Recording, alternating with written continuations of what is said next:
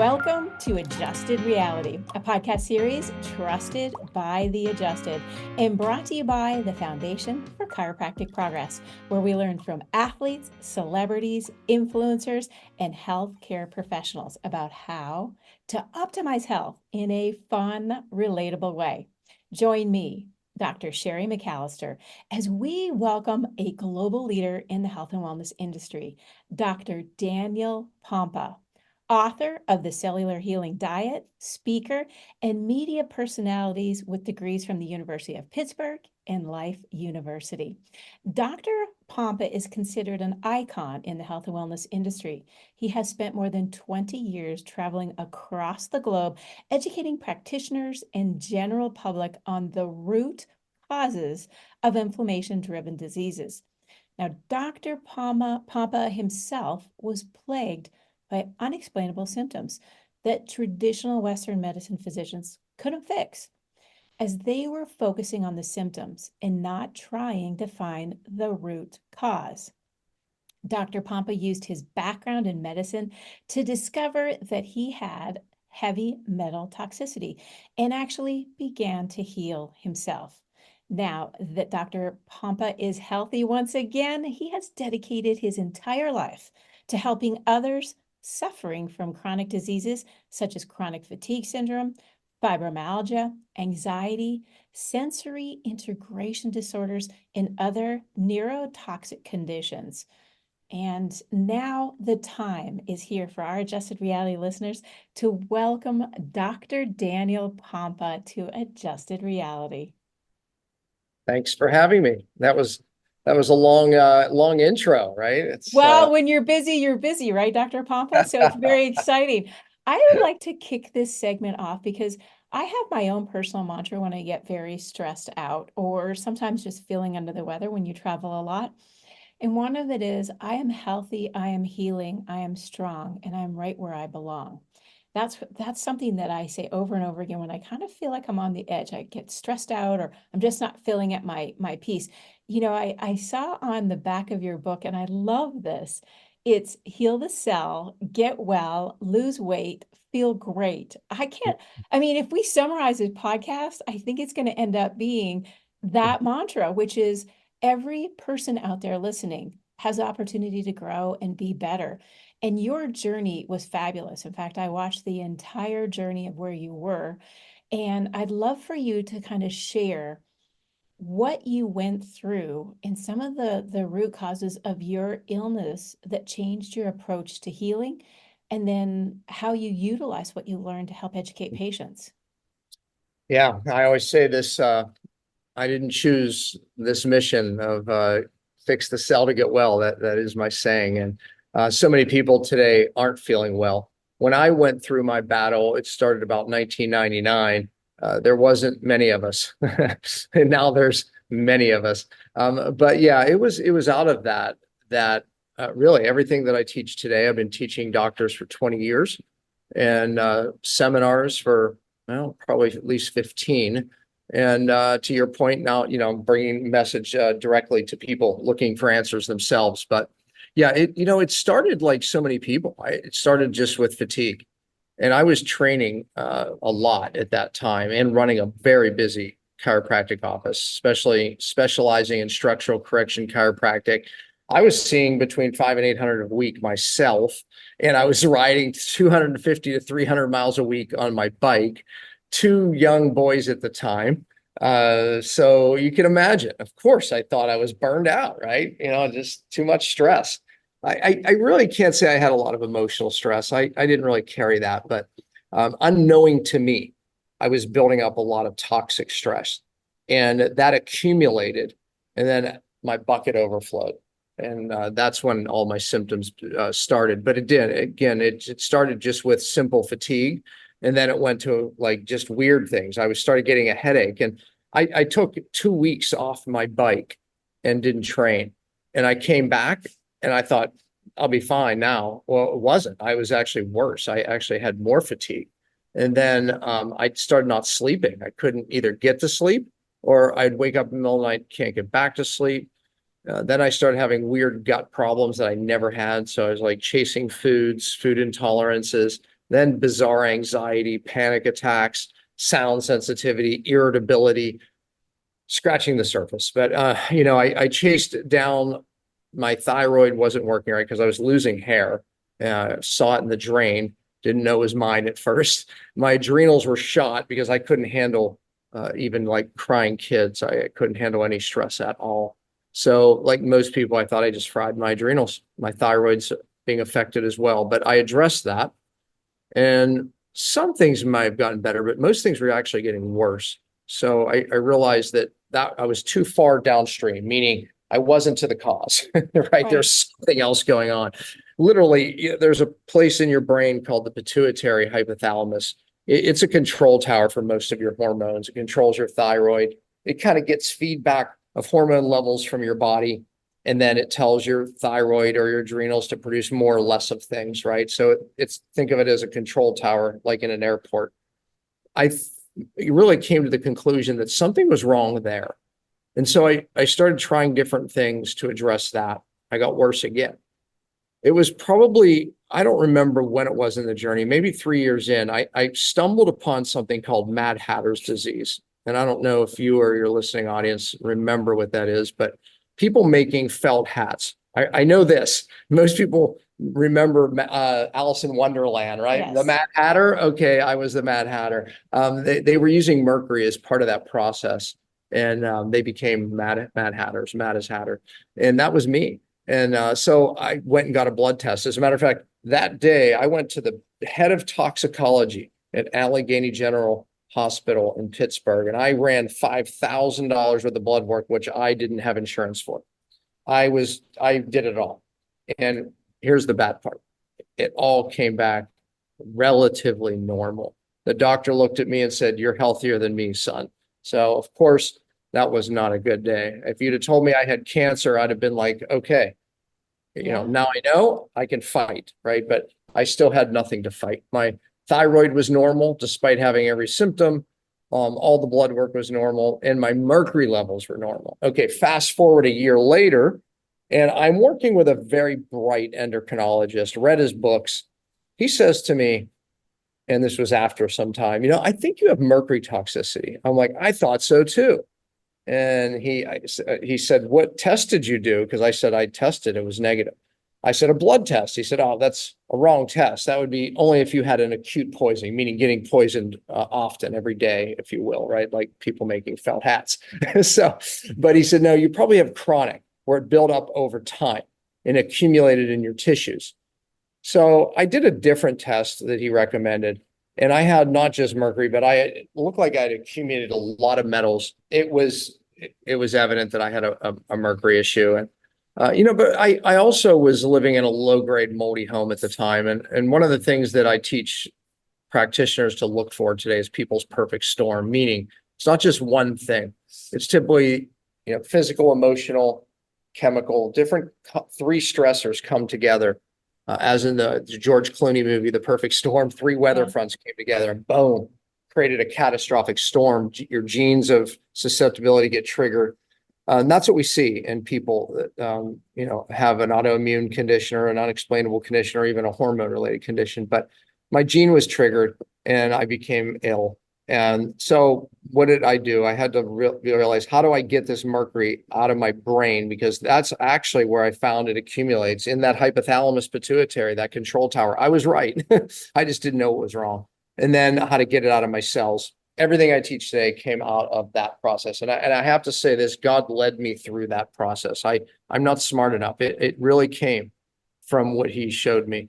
And that came from a prophetic word that my wife got, because when we were going through this, we were hurting, and she was perhaps hurting worse than I was, differently, because the two young kids, and I wasn't the husband or the doctor or the father that I was.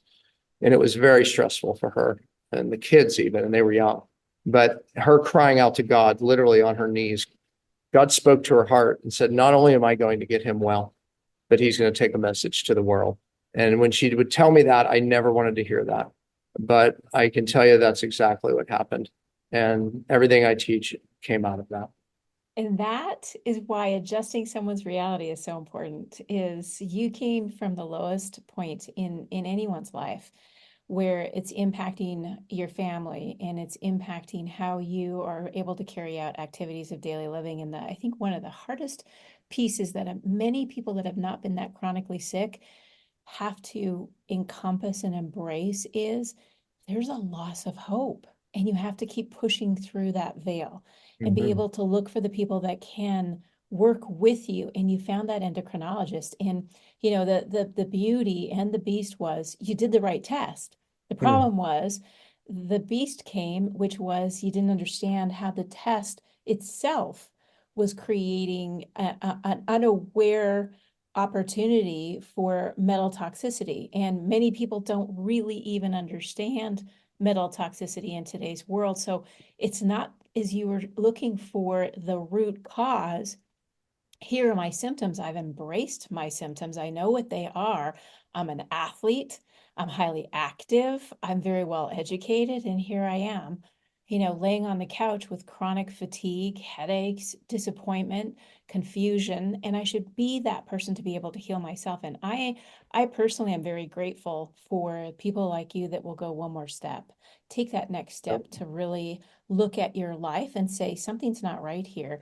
And it is painful to have someone say, you're going to dedicate your life when you're sick to I couldn't even find, get myself well. That was my yeah. was my So comment to how's that her. even possible? But Uh, grateful that your wife was able to be that support. And I think that's one of the big pieces too, is the bonds that you have around you, like you said, the personal, the environmental, and that physical, thought, trauma, toxins. What do they all mean? And having a relationship like you have with your wife is part of the healing process. So you I know, I encourage that. I was embarrassed too. I hid it from my family, like my parents, my sisters. I started just not showing up for family functions, which was very odd for me. And it's because I never felt right. And I couldn't even like look people in the eyes and talk anymore. I would just get overwhelmed and anxious. I couldn't handle anything. So it's just everything like that family function's been, just became overwhelming. I hid it from my practice, my people in my practice. I could barely function, but they knew everyone, as I look back, like everyone knew, like everyone was Right. kind of talking behind my back in a good way. But I thought I was maybe being clever, but when you don't look sick, I look back at the pictures, however, some of the pictures, and I could tell I was sick. I had a very gray look. I didn't look healthy. Matter of fact, I spot that in people now Yeah. when I can see that. But to the average person, I didn't look sick, so I wasn't sick. And yeah, it was embarrassing, but again, God brought me through it for a purpose, because I would have never have learned anything, and I was dyslexic as a child, still dyslexic, but I couldn't read till like seventh grade. Created a lot of insecurities. When you can't read, you're considered dumb, right? And I learned that I wasn't, but of course, that takes some time. But I also learned that I had a little special brain that I could store things and access things, right? And so through this process, everything that I learned, I mean, even the stuff I learned about the thyroid, the hormones, et cetera, et cetera, I was making file cabinets for that I can still access to this day. So my dyslexic brain became the very tool that God was like, I'm going to use that brain, because I was able to put pieces together from very bright people. I always give people credit in this process, where credit is due. But putting the pieces together that no one ever put together is really, how I developed the methods that I teach today and that have helped millions of people, honestly. So God knows what he's doing. It is so true. It's being able to really look at the laws of nature and how they work through people. Some Yeah. will say Yep. it's spiritual, others would say it's energy. We're very respectful on this podcast to just recognize where you are, and everybody has their way of looking at the world. And I think, Dr. Pompa, it's really important if you could elaborate a little bit on, the finding the root cause and having gone through such trials and tribulations of knowing you're sick but don't have the answer. I don't know what actually is wrong with me. And I know there's many people listening today that are questioning, I just don't feel well. I don't feel optimized. I barely get through my activities of daily living. I'm tired, I'm burned out. Tell us some of the things that you look at when you are looking at, the body's ability to adapt. That's one thing that you talk about Mhm. in great deal, and also addressing what is classically known as cellular inflammation. Yeah. You need to have that ability to recognize your cells are the vital part of your body for your personal health. Can you elaborate on a little bit more on Mhm. the adaptation and also cellular inflammation?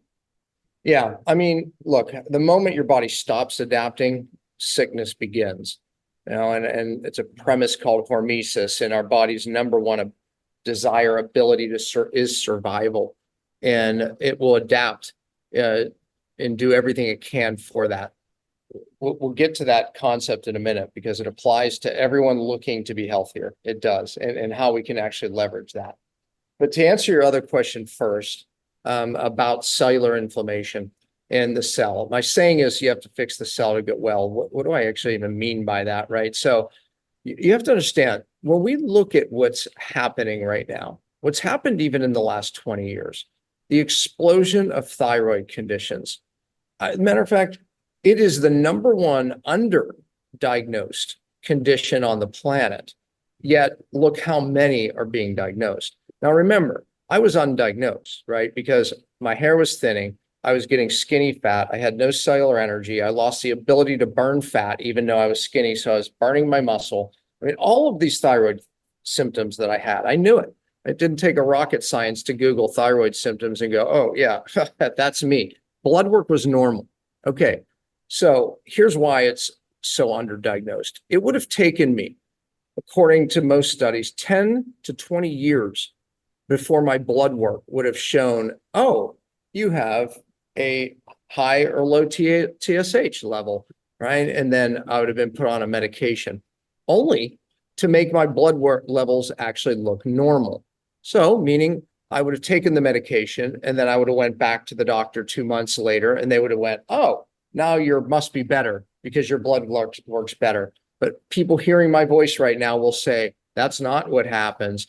My blood work got better, but I didn't feel better. My hair was still thin. My skin wasn't right. I still had hot and cold, cold and blah, blah, blah. And their list of symptoms, constipation, no energy.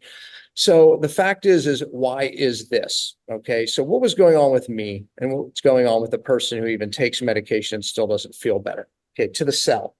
On every cell, and if I don't know, you probably have listeners and viewers, so let me describe what I'm doing. Sure. So I have imagine me drawing a circle as a cell or making my hands into a ball as a cell. On every cell, we have receptors that come out from that cell. Think of cell phone towers, right? You can spend $1,500 on a fancy cell phone, but unless it connects to a tower, it's useless, right? Well, that's a hormone, right? So a hormone has to connect to one of these towers, receptors, and then it gets in the cell or its message gets in the cell, and we feel well, all is well. So let's take thyroid hormone because so many people have this problem, right? But this could be any hormone. I could be talking about testosterone, gentlemen. I could be talking about estrogen, progesterone, insulin. And we know the word insulin resistance is type 2 diabetes. That means your cells can't hear insulin, but your blood levels are normal. Okay, that's type 2 diabetes. But hormone resistance goes beyond insulin. So thyroid hormone, it has to come in and attach to one of the receptors, just like insulin. And then it has to be let into the cell, and then it does its magic, and we feel great. We have energy, we burn fat, it helps our mitochondria use fat, all wonderful. But what if something's blocking that receptor? What if something's blocking the cell phone tower? It can't get the cell phone to the message to the tower. Then we have no communication. So it doesn't matter what your blood levels are. If thyroid hormone can't get to that receptor and get its message in the cell, we don't feel well. That's the problem. So what they didn't tell me was my blood work was normal, but my thyroid, my cells were so inflamed that I wasn't able to get that thyroid hormone in the cell. Oh, and it was affecting more than that because my sex drive went to nothing. Like all my hormones were resistant. So the better question is what's driving this epidemic of cellular inflammation?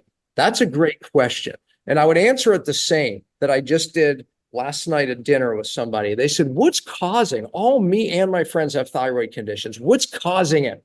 And of course I could have said cellular inflammation, but that would have went right over their head.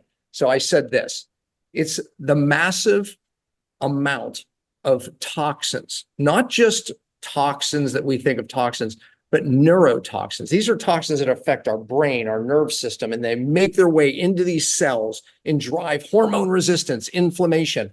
And it is like no time ever, even since I got sick. I mean, even in the last 10 years, this has gotten bad. This has gotten worse. So specific toxins are driving this problem of hormone resistance, and people are trying to solve it by throwing bioidentical hormones at it. People listening to me go, yeah, it's not working. It may have worked a little bit, but now it's not. And you know what, folks? It's like if you have kids, you can relate to this. If you start shouting at your kids in the beginning, it works. They listen. But after you keep shouting at them, meaning taking more hormones, they stop listening. They listen less and less. And you know what we do? We find ourselves shouting louder, taking more hormones, and it's not listening. So what do? At one point, we better start whispering, because then they start trying to listen more. And that's exactly what we have to do. So fix the cell to get well. And that's what I teach. And that's the cell whisperer right there. All right. We know cellular inflammation is definitely causing, you brought out the neurotoxicity portion of it. And I think it's important because people really need to figure out, where are we? You just noted it. So it's like the GPS map. Oftentimes, if you're lost, you'll say, I'm nowhere. Okay. Someone like you comes in and puts it on the map and says, wait a minute, let's take a moment. Let's reflect on where we are and how we got here. And now we change it from nowhere to now here.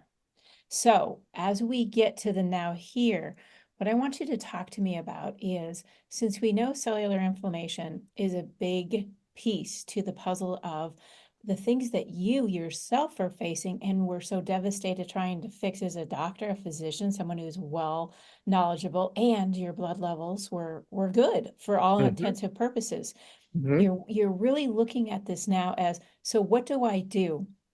My life is extraordinarily important to get right, because what I learn next is going to take me to the next level to help others that are suffering like I was. So what was some of the things now that you're looking at in that, as we called your, you said you were going to come back to us. I want to bring you back to it, the role of adaptation and how that's going to impact cellular inflammation and the things that you learned moving forward that really did change the quality of your life and make you go, aha, because I know this was not an easy journey. It was like, you're going to walk Mount Everest. You started at the base camp 1, and now you're starting to recognize there's so much more going on here. I'm going to give you an example. Okay. But I'm going to need 2 glasses of water to get this example. So you said this is a fun podcast. So I'm going to take you all and I'm going to take you across here, and we're going to get something. So give me 1 second. For those listening, we're taking a walk. Okay. Exercise, adaptation number 1. Okay. We've got a glass in hand and we are filling up our 2 glasses of water. This is fun. I knew Dr. Pompa was going to make this interesting. You've never been on a journey like this before. Okay. Watching, so here we you'll are. see it. All right. Here we go. We have 2 glasses of water. Okay. So stress adaptation. So this person, we're going to call this our stress bucket. Okay.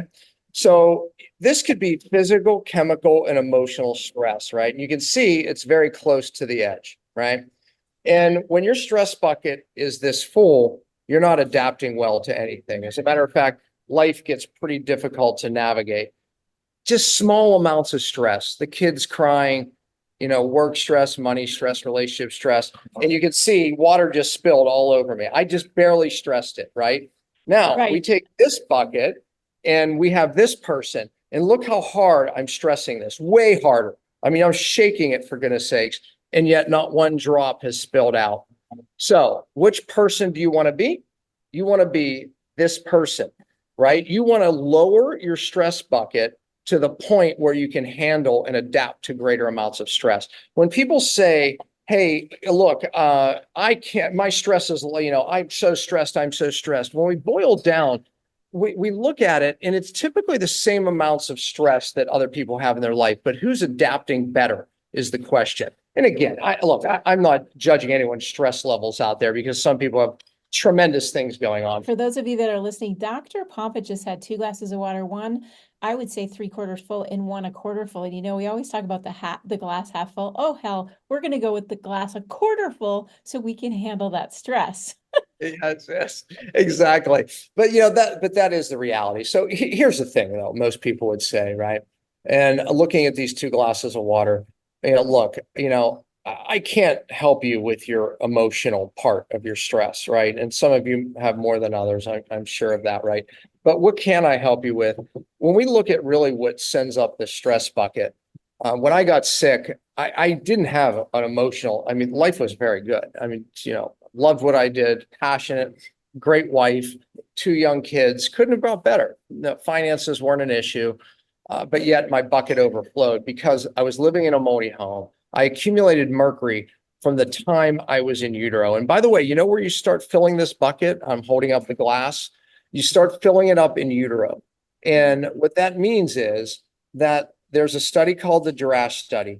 Ladies, the number of silver fillings in your mouth is proportional to how much mercury ends up in the baby's brain. That's a real study because it was an autopsy study. So they literally on biopsy were able to analyze that amount. So we start that. And lady, here's another one. The number one cause of lead toxicity is mom because during pregnancy, it's very normal to lose bone, but lead is stored in the bone, much of it, and it comes out during pregnancy and into utero. So this starts, my bucket started filling for my mom, doing different things. I wore contact lenses in the 80s, 70s, 80s, and early 90s, which the saline solution had thimerosal in it, which is a mercury derivative. Putting mercury, of course, I had my own silver fillings put in, which are 50% mercury. I mean, I ate tuna fish like crazy when I was into working out, when I was in college. Boom, bucket overflowed, right? And it just took me being in a moldy home, and then everything went downhill quickly. But how did I get my life back? I emptied that bucket, right? So that's what we have to do. I can't control the emotional stuff in your life, but if we can get rid of the toxins that we know that we're accumulating at the cellular level, now we can actually adapt and increase our adaptation to other stressors. Now, all of a sudden, things seem a lot easier. Now, all of a sudden, our relationships seem easier, and everything seems easier. It's such a critical analogy that you just gave because you took water and it's the simplest and it's the vital part of life. Without it, I think you can live 3 days. You can go 3 weeks without food, but without water, the most essential material on earth, is 3 days and everything starts to shut down. And what was so impressive with that example is think about how you make a hot tea. You put on the kettle and you put the energy back into the water. So the water starts to heat up. And you've all been around the pot that is finally ready to make the next level of product that you're looking for, tea, for example, or you freeze the water in a whole different analogy. The concept is adaptation. The concept is how are you going to manage the energy that's coming in effectively? If it's a pot and you put it on the stove and you want it to boil for pasta, if you overfill the pot, you know exactly what's going to happen. If you underfill it, you know exactly. So the balance here, Dr. Pompa, is I think exactly what we started with. It came back to, if you can look at the cell and understand the cell, if you can get well, when you can get well, chances are your body's going to adapt in a better, more functional way, which typically is let's get rid of the fat because the more lean, the better the machine. And at the end of the day, someone who has less body fat is going to have more energy, is going to think more clearly. So I think you're onto something that is absolutely critical in today's environment, especially when we've come through a pandemic and many of us have had a lot of energy thrown into that glass of water, and perhaps it is at steam point. And this is the adjusted reality that Dr. Pompa is saying is, let's get back to the basics of what we came here to do, which is where are we with our cellular health? What are the choices that we're making? And with you being like the impetus for them to say, it's okay to know that you're still sick, but the doctors don't know what's wrong with you because they're looking at symptoms and they're not looking at the root of the problem. You even brought up something, when you look at today, so many people are having trouble staying lean or even losing weight today. Yeah. What's going on? All right. I was asked that question last night as well. And it's not what people think. I said, because of course I asked them the question, what do you think is going on? Is it the food? Is it the diet? I said, well, Italians eat 20% more carbs than we do in the United States, and yet they have a third of the obesity. And, it's hard to spot fat people when you go to Italy. I was there 3 times last year. You can see the tourists from the Italians a mile away and they eat more carbs. I said, no, it's something else. And I pointed out, it's, in Italy, glyphosate, it's a pesticide, herbicide they spray on all our food in the US. It's outlawed there. Forever chemicals, all these chemicals that are affecting our hormones and driving cellular inflammation are outlawed there. So we have a higher level of toxicity here, which is filling up that stress bucket and driving inflammation of our cells. But here's the thing I want people to hear. Most diet failures and the inability to lose weight have less to do with diet than you think. And it is a hormone problem, but it's this hormone resistance that we're talking about. Your cells can only use 2 things for energy, sugar or fat. Right. Okay, a healthy person, healthy cells have the ability to go back and forth, meaning if you're not eating, then your body will burn fat. So at night, as an example, when you're not eating, your body will use fat to make sure that you break fat down. You can use it for energy. Your brain can get glucose, all as well. Okay. Now, if your cells, toxic people, toxic cells with hormone resistance, thyroid hormone, insulin, all the ones I named earlier, well, when these hormones can't get their message in the cell, we don't burn fat. So we're stuck as sugar burners with the hormonal inability to use fat as energy. Now, here's why that's relevant. Because your body only has 2 choices. Number one, it could say, listen, I'm going to save your life. So I'm going to give you a craving for these carbohydrates or whatever it is, the sugar, the white bread that you can't resist, and you break diets. It's not your fault. It's a hormone problem. Now, or it says, you know what? I'm going to save your life. So I'm going to break your muscle down into glucose. It's called gluconeogenesis. And it does that, especially at night.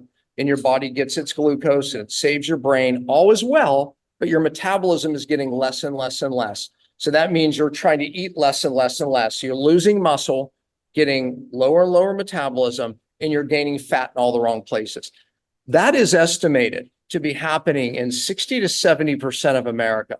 So even skinny people listening, you can relate to me because you're losing muscle and you may look skinny in clothes, but you look at yourself in the mirror and you go, okay, yeah, that's never been there before.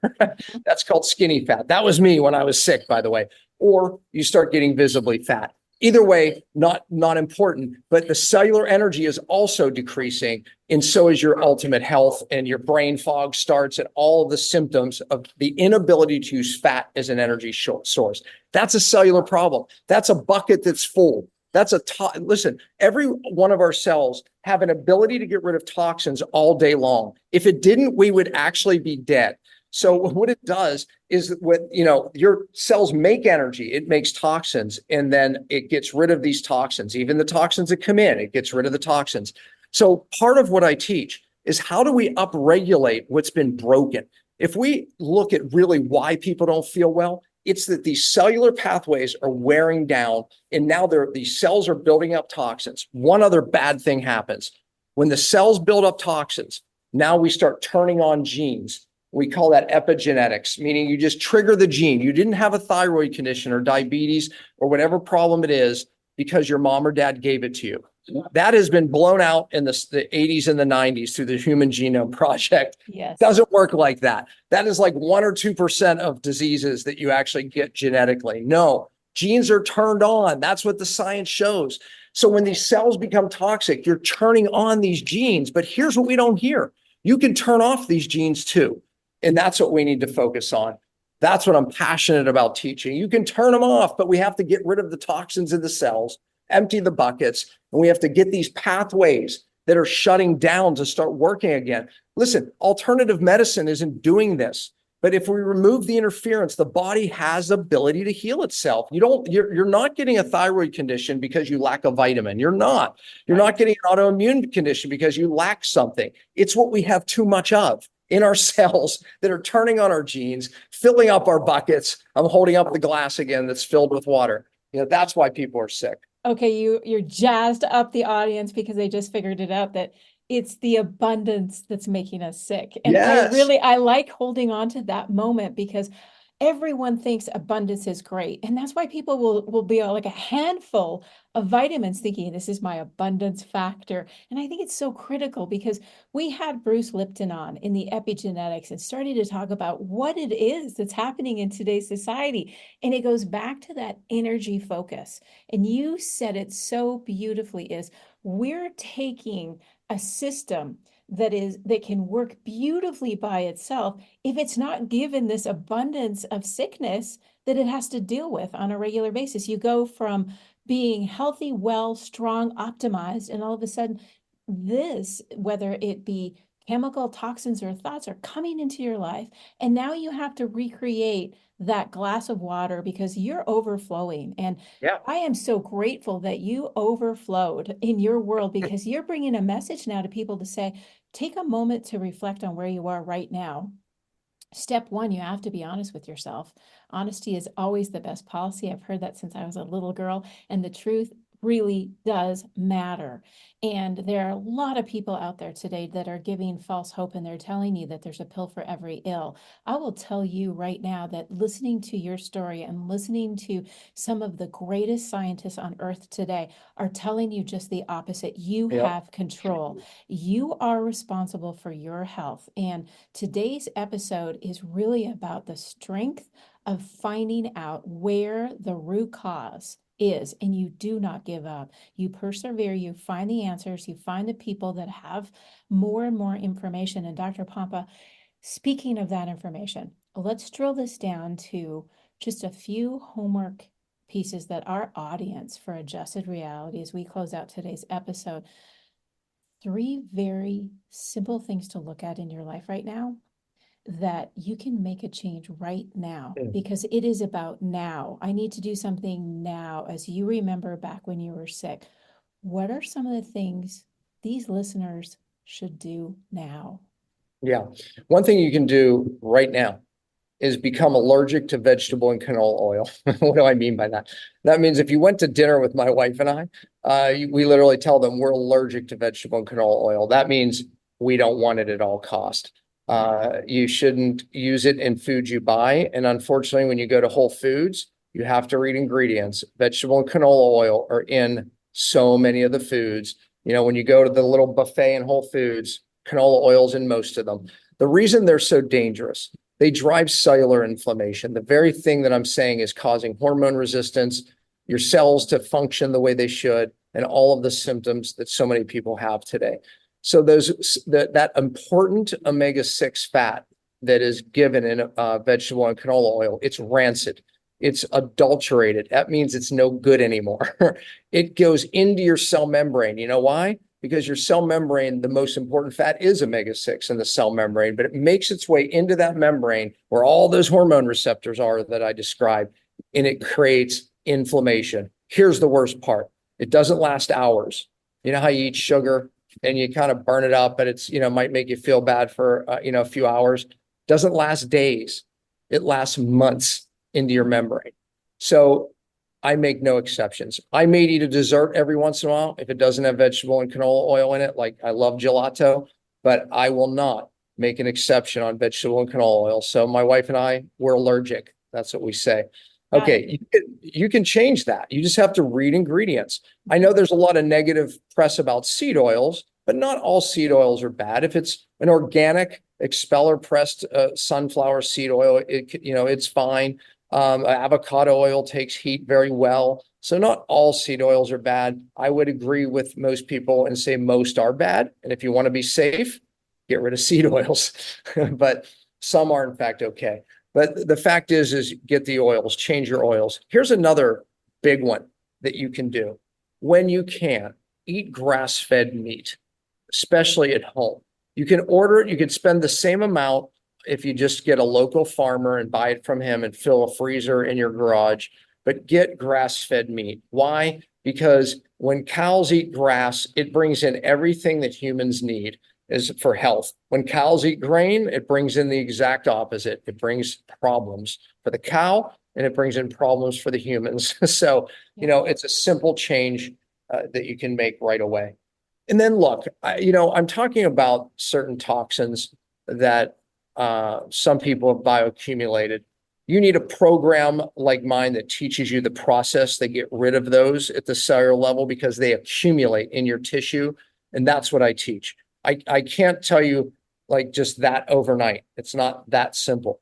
But I will say this, deal with the big things that you're putting into your family. Are you drinking city water? You should not be, right? No way. There's hormones in there. There's chlorine, fluorides, all these thyroid disruptors, hormone disruptors. Please get an RO unit anywhere from $300 to $1,000.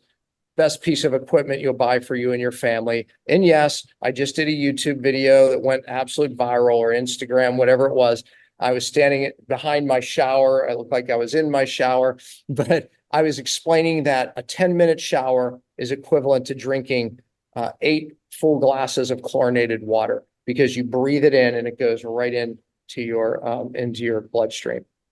So get a whole house water filtration if you can afford one. If not, get a $50, $80 thing that goes on your shower. Look, you can do that right away and massively at least decrease what you're putting into your bucket, right? Slow it down. As we open up the drains below the bucket, we need to decrease what we're putting in. And those are 3 big things you can do right now. You know what I absolutely love is you're a master of bringing it back to the most essential fluid on earth. It's water. And everything is coming back to the consumer to react to and respond to the things that are causing sickness. And I cannot thank you enough for adjusting many of our realities today that we can do better. We have the knowledge, and now it's just about making the next step to put in place some of these very simple next steps. Yep. And it is a delight to have someone who has the energy, the focus, has been there with the utmost of perspiration to create inspiration for those around them and to share this knowledge. So thank you very much, Dr. Daniel Pompa, for being with us today. It was such a great pleasure. Yeah, thank you for having me. I want to thank you for tuning in to Adjusted Reality as we spoke to Dr. Daniel Pompa about cellular inflammation, adaptation, and how to look at your future. He shared some very important next steps. Think about vegetable oils. Are you allergic now? Are you a meat eater? Perhaps now is the time to look at grass-fed beef, not grain-fed. And last, the purity of water. Don't take it for granted. Look at what the potential toxins are that are surrounding your environment right now. Well, as you know, this podcast was brought to you by the Foundation for Chiropractic Progress. As a special gift for listening today, you can visit f4cp.org/health to get a copy of our Chiropractic Care, a natural approach to health at every stage of life ebook. Don't forget to subscribe. Share this podcast with family and friends. What they don't know could be hurting them, and you listen to it here right now. And as always, I ask that you rate and review because it's your opinion that matters. If you're feeling inspired, please think about chiropractic care. You can find a chiropractor near you by visiting f4cp.org/findadoctor. We appreciate your support, and as always, we look forward to checking in with you again soon.